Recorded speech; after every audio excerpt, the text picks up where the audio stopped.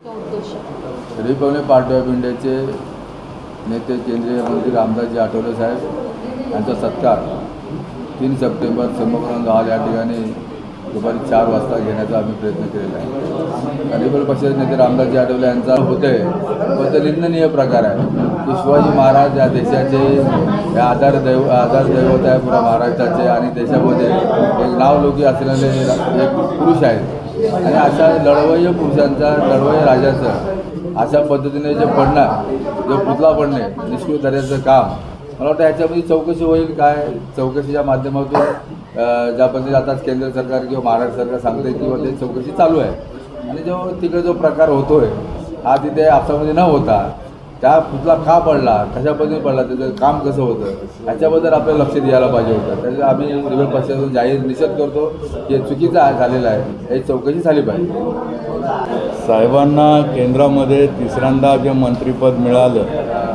त्याबद्दल संपूर्ण दलित समाजामध्ये तर आनंद आहे, परंतु रिपब्लिकन पक्षामध्ये तर निश्चितच आनंद आहे। त्याचं एक कारण असं आहे की आमचे इतर कोणीही समर्थक किंवा असे पक्षाचे पदाधिकारी हे सत्तेमध्ये नाही आहेत। असं असताना रामदास आठवले यांना एकट्यानं ते सगळी तिथे शर्त करावी लागते। आपण बघत असतो संसदेमध्ये ते दोन्ही सभागृहात बोलतात त्यावेळेला ते एकटेच असतात असे ते बोलणारे, या सगळ्या तळागाळातल्या लोकांच्या प्रश्नावरती बोलणारे ते एकटेच तिथे असतात।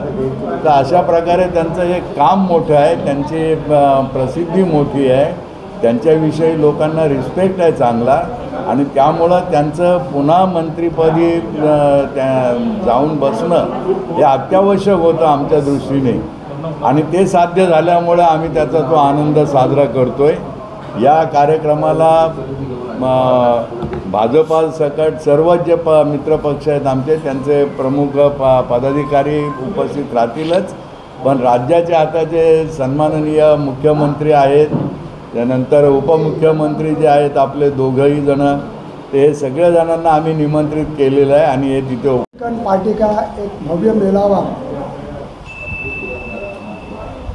3 सितंबर को शाम को 5 बजे षणमुखानंद हॉल में आयोजित किया है।